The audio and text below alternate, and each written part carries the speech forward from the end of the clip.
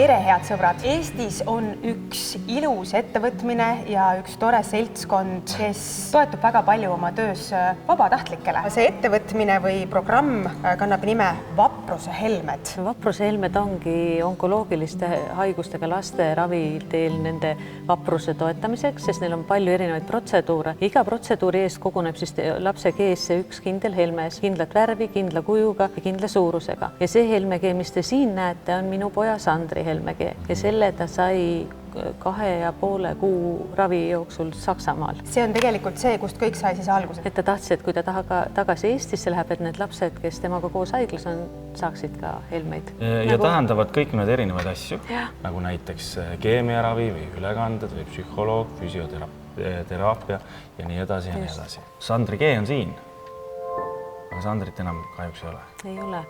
Aga tema suur unistus on tegelikult siin meie ees. Kui me Saksamaalt tulime, kui ta selle helmekee tõi ja kõigile vaimustunult rääkis, kui vapper ta on olnud, siis see oli nagu sild selle vahel, mis ta on läbi teinud ja mis ees ootab, aga kahjuks olid teised plaanid kellelgi ja lahkus enne, kui helmekeede ja vaprushelmeste programm üldse alguse sai. Aga õnneks on imelisi inimesi ümber, kes siis sellest nii-öelda innustatuna viisid ellu oma unisse.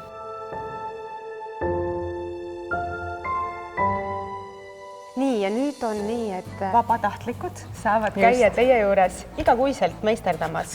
Igal kuul lisandub sellist midagi põnevat vapruse helmeste programmi, eks. Enne kui ma ütlen, mida me teeme, ma näitan, siin on tegelikult aastaring. Vaata, lumememmega hakkab pihta jaanuar. See, jah? Just.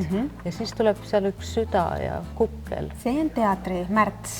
Tean hästi, olen Märtsiga teiega käinud helmepilti tegemas. Täpselt. Ja siis juunikuus on selline äge pardiralli, mis on samaväärne, eks ju, ka jaanipäevaga.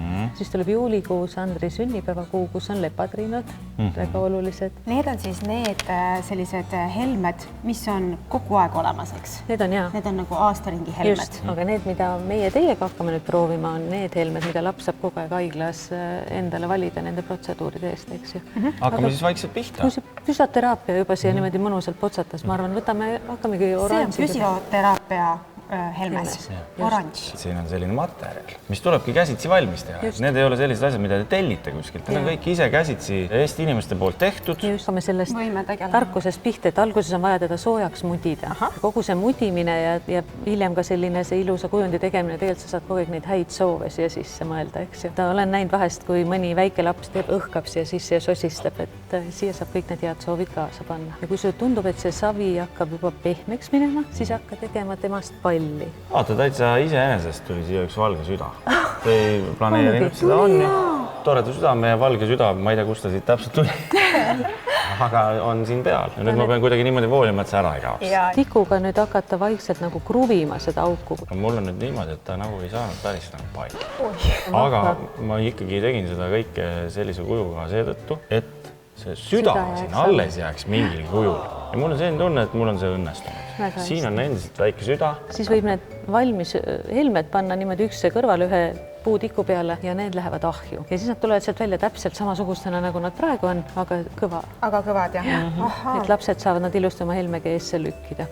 No, aga armas. Väga hästi tuli välja. Nüüd me järgnevalt võiksime võib-olla valida. Mida õpetaja helmest tähendab? Kui laps on pikalt haiglas, siis tal võib juhtuda nii, et ta jääb kooli õppimistest maha, eks ju. Ja siis käib õpetaja haiglas ja annab talle ülesandeid ja aitab taga õppida. Ma tahaksin väga tegelikult teha koju minemise helmest, aga ma näen, et meil ei ole punast siin. Aga me võime talle teha katuse näiteks siis oranži või... See on lubatud, jah? See on lubatud, selle maja puhul on lubatud. See on üks viimased, mis meie siia helmeste rivi on tulnud juurde. Tallinna lastehaiglas osakonna juhataja Kadri Saks ütles, et lastel ei ole ühtegi helmest, kui nad koju pääsevad ja see on ometi üks toredamaid hetki, eks ju. Tõepoolest. Aga samal ajal on siin olemas ka näiteks super hea päeva helmes. Ma näen, et siin kees on ka neid super hea päeva helmeid täitsa tublisti. Need on nagu vurrid. Ja Jüri, kas sa oled välja valinud, mis sa teed? Ma ise arvan, et kui tegemist on raskete haigustega, siis ühel hetkel tuleb ikkagi operatsioon ära teha ja loodetavasti läheb see väga hästi. Nii et mina mõtlesin, et selline ilus maakera Siiruviiruline. kujuline siiruviiruline sinise ja valgega. Sinist ja valget. Jah, et nüüd ma võtaksin siin väiksemad tükid, panen nad kokku, siis tuleb võib-olla natuke selline suurem pall. Ja siis saab selle 2. see maja on nüüd natukene pigem kandilisem. Ta on kandiline ja, aga sa alustad ikkagi samamoodi. Ja Jüril on ka vaja mudida pehmeks, siis on vaja teha 2 ussikest, kui sul on meeles käsitöötundidest. Selles mõttes 2 ussikest. Ma mõtlesin, ma surun nad kohe kokku. Sa võid nii proovida. proovid kogu aeg ikkagi kergemalt läbi saada. Mul on niimoodi olnud terve elu, eriti kunstitundides. Palju te neid igakuiselt üldse teete? Praegu me oleme natuke hoo maha võtnud, sest meil on hästi ilusad varud ja me oleme sellel aastal pööranud tähelepanu rohkem sellele osale, et ennast nähtavaks teha, millest sina ka oled kaasa löönud, eks ju, rääkinud vaprusest ja samas saame näidata erinevaid helmeid. Et meil on jah fookus praegu selle peale, et leida vabatahtlikke, kes tuleksid appi meile kas haiglas, käiksid, aitaksid varusid panna haiglasse või lastega peredega mängida. Oi, kui ilus. Tahaks aidata. Ma rohkem seda ei mudikski muidu. Aga kui on see pikk ja raske haiglanädal, siis see selline helmeste kogumine ja saamine teeb ikkagi lastel tuju paremaks ja olemise kergemaks. Ja see annabki neile märku, et nemad saavad hakkama ja nemad on need, kes edasi liiguvad. Et ega ta lihtne ei ole, aga lapse jaoks on see kuidagi hoopis teise tundega, et on selline lugu nende jaoks. Milline oli Sandri lugu? Sandri lugu oli tegelikult selline, et kui hommikul silmad lahti teed ja vaatad ringi, ütled, tundub, et kõik on hästi, siis ongi hästi. Ja niimoodi ta läks läbi elu mõnusa muheda naeratusega. Ta oli natuke nagu viplala vahest, ta tinistas su ära ja sa ei saanud aru, kuidas ta su südamesse puges. Ja ta oli tõsine kallistaja, et selline mõnus soe ja väikse krutskiga sell oli. Ta lahkus meie juures, kui ta oli 8 ja haiguse diagnoosi sai ta 2-aastaselt. Nii et päris pikalt tuli selle haigusega madistada.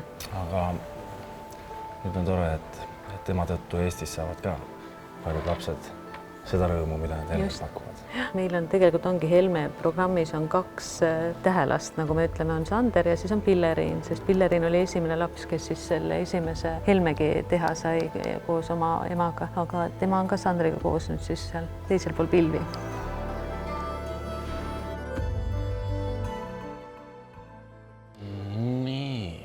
Ai, kui ilusad. Ma saan aru, et Piretil läheb aega. Mul läheb aega, aga ma panen mul on hea meel veel teha. Kas sa proovid seda ussikest? Sellist ussikest? Suurima hea meelega. Operatsioon, haiglanädal ja siis saab minna koju. Ulvi, ma vaatan, et siin laua peal on muidugi mõned helmed, mis on natuke teistsugusest materjalist. Siin on üks inglikene, mulle tundub. Just. Ja pandakaru ja... Lammas. Lammas. Aga ta on väga selline nunnu lammas. Mis lugu nendega on? Kui Saksamaal lapse Helmekee algas nende heategevusorganisatsiooni logoga ja lapse nimetähed tulid sellele järele, siis Eestis on esimene Helmes, lapse Helmekees on Klaasist Helmes ja meiega teeb imelist koostööd Laura Schmiedeberga, et jälle, kui tal on võimalus, siis ta Klaasist teeb meie lastele neid Helmekee alguse helmeid. See inglike, mida sa nüüd seal nägid ka, see on sellise Helmekee lõpuga nii-öelda, kui on inglilapseks läinud laps. Aga mõni võtab ka kee algusest ja selle inglikese. Laura üllatab meid iga kord, kui me jälle saame portsu uusi helmeid, et siis need on natuke vallatud ja krutskiga. Toredad ja... Kas see on maja, Jüri? Ma ikkagi ütleks, et ta on rohkem nagu part. Mul on selline tunne, et me oleme pardi juurde, ta on isegi nagu selline kühmnokk part. Ma tean, et on mingid pardid ka, kellel on siin kuidagi nagu selline kiiver peas. Ta on pigem meenutab mulle seda antud. Kuidas see maja tegemine nii keeruline on? Ma olen nii palju proovisin praegu ja no ta ei tule. Aga on ju ilus maja. Aga ütleme niimoodi, et oletab, et see on selline metsamaja. Alati ei pea need moodsad majad olema. Võib-olla ka selline mõnus vana metsahund. Ma siin tegin nalja küll, ega muusika ka nüüd nagu maailma parim ei saa. Ei, vaidlen vastu, minu meelest on väga ilus. Minu unistuste päev on teinud Sandrile mälestuseks ja meile mälestuseks Sandriga koos veedetud hetkedest albumi. Nende esimene kohtumine oli nii-öelda unistuste päeva ja Sandri ja meie perega 2016. aastal. Doktor Ann Paal tegi vahvat sellist mahlasummerit vastukaaluks teistele suurtele summeritele, kuhu lapsed alati ei pääse. Mahlasummer. Just.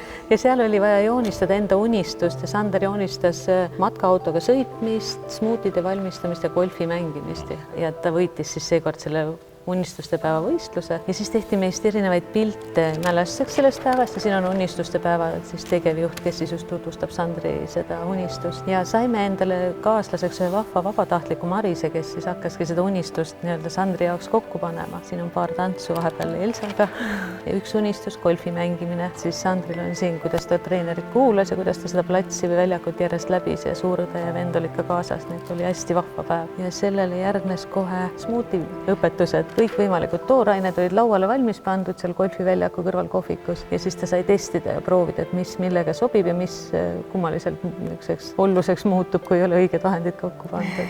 Matkaauto ja perega sõit Soome siis meie sõpradele külla. Et see oli selline, et unistused saavad teoks. Saavad teoks. Üks teine tore organisatsioon, mis täpselt samamoodi vabatahtlike abiga siis teeb selliseid ilusaid lugusid. Siin ta on selline. Saksamaal arstid hüüdsid, et ta on see alles kuut boi, sest kui tal küsidi, kuidas ta läheb, siis ta ütles alles kuut. Et selline rõõmus ta oli. Palun väga head sõbrad, ussikinegi on valmis saanud väga suure suuga. Natuke panid endast ka midagi kaasa.